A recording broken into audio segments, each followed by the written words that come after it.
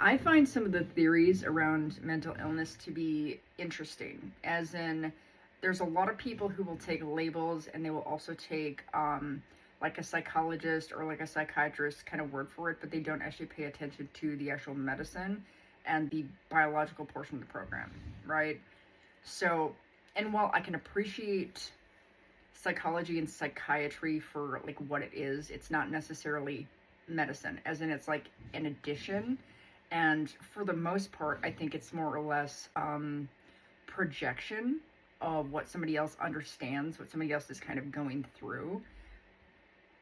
And you have to really keep in mind that every single human being has a unique brain structure, and also every single person is going to respond differently, and every single person is going to be going through different forms of stimuli. They're going to be, their body structure is different, their height, their weight, their hormones, everything about that person is completely and totally different, which means all the effects are going to be different. So when you try and label and categorize a mental illness into specific categories and you don't factor all of that in, you are really not helping your own patient or the person dealing with whatever it is that they're dealing with.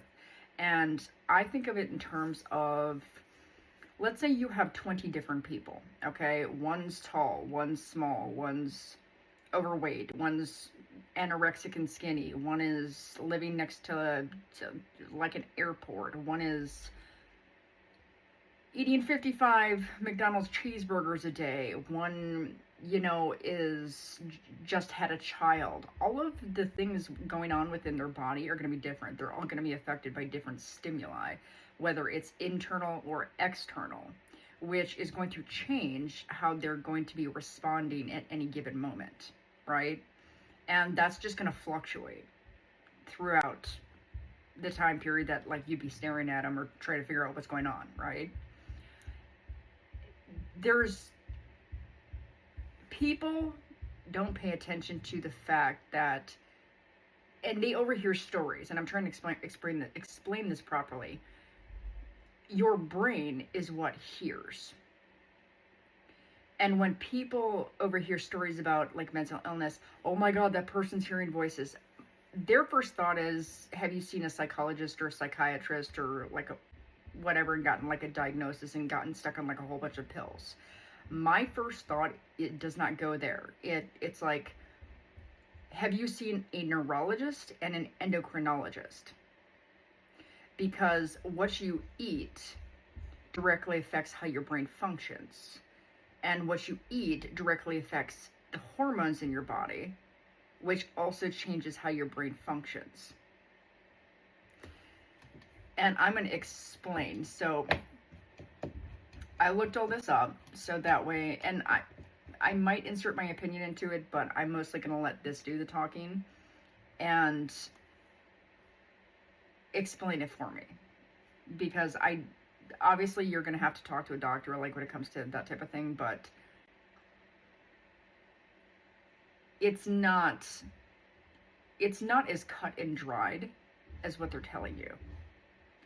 It's not, well, you have this mental illness, here's 45 different pills that you're going to have to take to fix it. It's what's going on internally that's causing all the effects. And why would you need 45 different pills to fix a hormonal problem, in my personal opinion? I'm not saying that there's not like genetic parts to it where like the firing of your brain isn't functioning properly, but I think that's a little bit more on like the neurologist side, where they could learn to fix that without the help of like all of these pills. All right, so I looked this up and I'm going to try and not overject my opinion into it too much and just let the actual information speak for itself. What part of the brain is triggered and can cause an auditory hallucination? What can cause the temporal lobe to become triggered? Can chemical shifts in serotonin and dopamine cause auditory hallucinations? How do hormones play a role in this? Auditory hallucinations most often involve abnormal activity in the temporal lobe's auditory processing areas along with related sensory relay and monitory networks. Um, Key brain regions involved: the temporal lobe, thalamus, frontal regions, broader networks linking language production areas. What can trigger or lower the threshold in the temporal lobe? So the temporal lobe can become hyperactive or more prone to abnormal firing due to severe sleep deprivation or extreme stress, which disrupts normal signaling and raises excitability, substance use or withdrawal, high fever, infections, inflammation, traumatic brain injury, hippocampal sclerosis, strokes, tumors, lesions, or vascular issues, temporal lobe epilepsy, migraines, neurotransmitter imbalances, hormonal fluctuations that can alter neuronal activity. So, in my opinion, when someone were to say, well, that person is hearing something, my first thought would be, what's affecting that part of the brain? Which means, what are you eating? What's causing your hormones to go nuts? Not, oh my God, you're hearing voices. It's like, what's going on inside of your body that's causing those actual fluctuations. And that's not including like the genetic portion. Okay, like genetic is a little bit different rather than just like hormonal fluctuations. Chemical shifts in serotonin and dopamine. Dopamine both can contribute. Okay, let me redo this. Chemical shifts in serotonin and dopamine both can contribute through different primary mechanisms. Dopamine, excess activity, especially in mesolimbic striatal pathways, is strongly linked to auditory hallucinations. It increases the salience assigned to internal thoughts or neural noise and biases the brain towards prior expectations over actual sensory input. This can turn internal monologue or random signals into perceived external voices. Supporting evidence includes imaging correlations, drug-induced states like amphetamines, and the effectiveness of dopamine D2 blocking antipsychotics. Animal studies show elevating striatal dopamine can induce hallucination-like auditory perceptions. And serotonin, and overstimulation of certain receptors, notably 5-HT2A, is the main driver of classic psychedelic hallucinations, often more visual, but auditory effects can occur. In some forms of psychosis, serotonin hyperactivity contributes and can interact with or cascade into dopamine symptoms. Serotonin also helps regulate sensory filtering. These systems do not act in isolation. They influence each other in broader networks involving the temporal lobe and thalamus. Other transmitters such as glutamate and GABA, the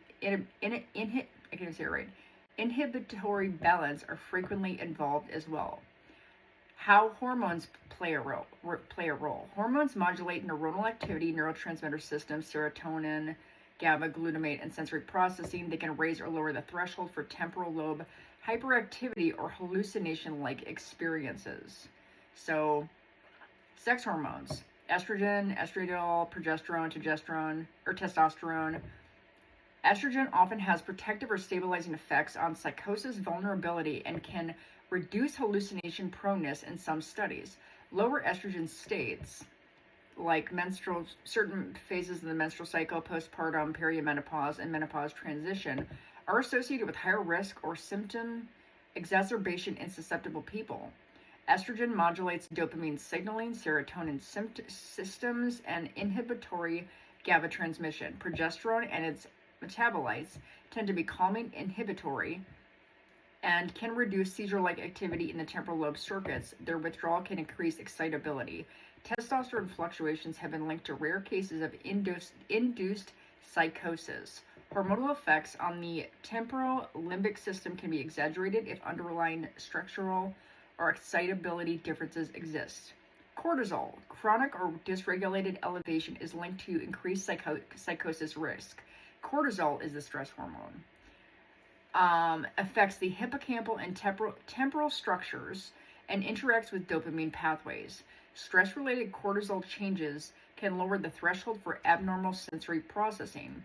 Both hypothyroidism, including rare, I'm not going to put that one in there, and hypothyroidism can present with psychiatric symptoms that include auditory hallucinations. Screening for thyroid dysfunction is sometimes relevant in new onset cases.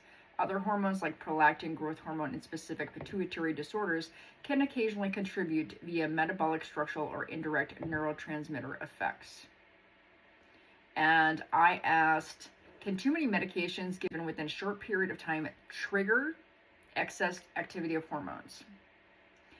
Yes, certain medications, and especially combinations of multiple medications given close together like polypharmacy, can disrupt the endocrine system and lead to excess activity or elevated levels of specific hormones, or create imbalances that effectively produce excess effects from some hormones while suppressing others.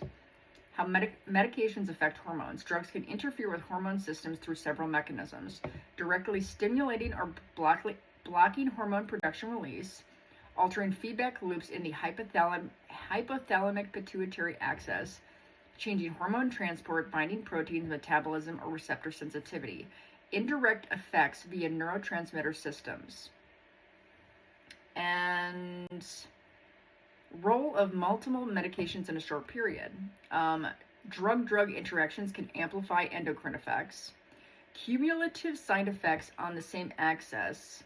Several agents that each mildly raised prolactin can become clinically significant. Prescribing cascades occur. One drug side effects is treated with another that further disrupts hormones. Rapid initiation of several new agents leaves less time for the body to adapt and make it harder to identify which drug is responsible. We have a polypharmacy problem in this country, in my opinion. Because hormones modulate neuronal excitability, neurotransmitter systems, including dopamine and serotonin, and sensory processing networks, including temporal lobe, auditory circuits, medication-driven hormonal shifts can theoretically contribute to changes in brain excitability or sensory experiences in susceptible individuals. This is one of many possible interacting factors, not a direct or universal cause. All right, and what else did I look up?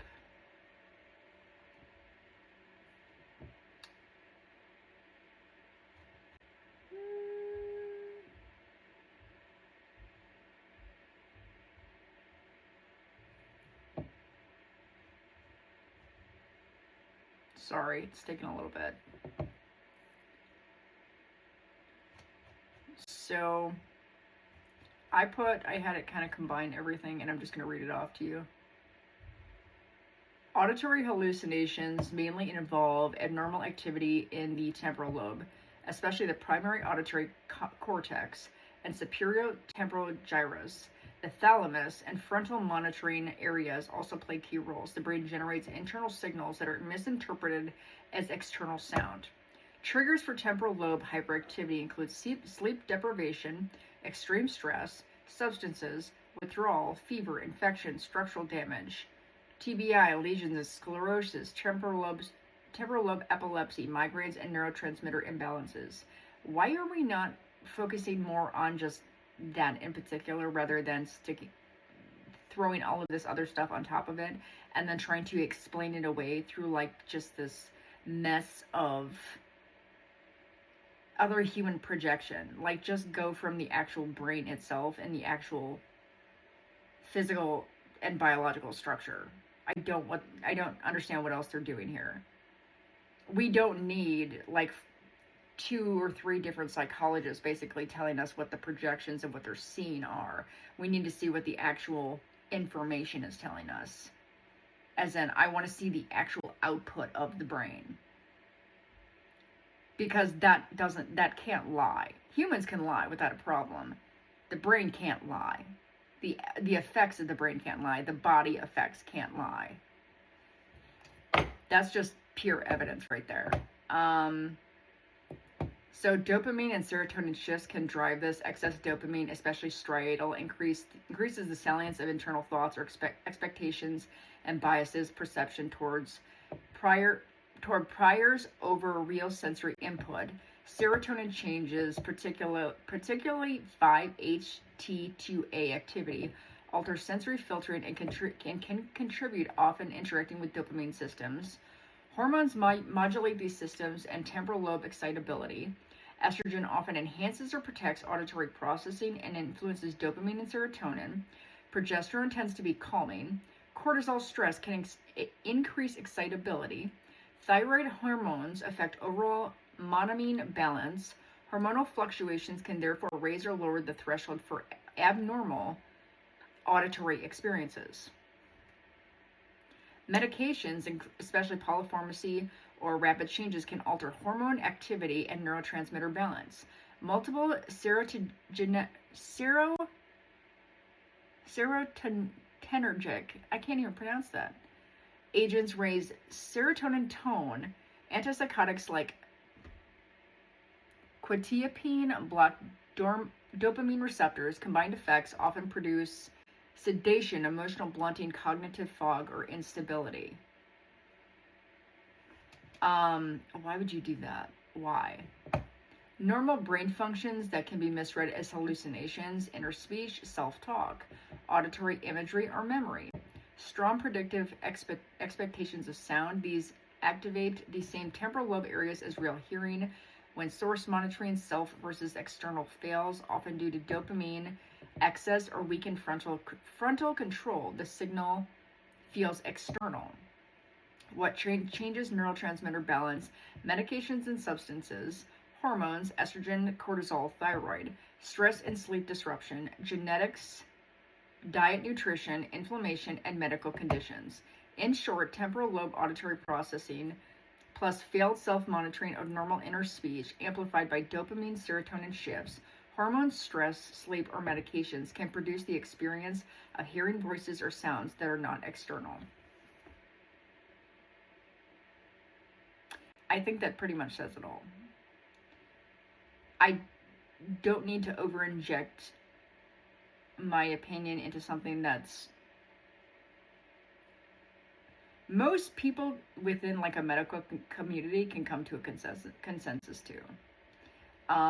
My problem is these external people trying to place what they think is happening and then not paying attention to the actual medicine. And we need to shift that.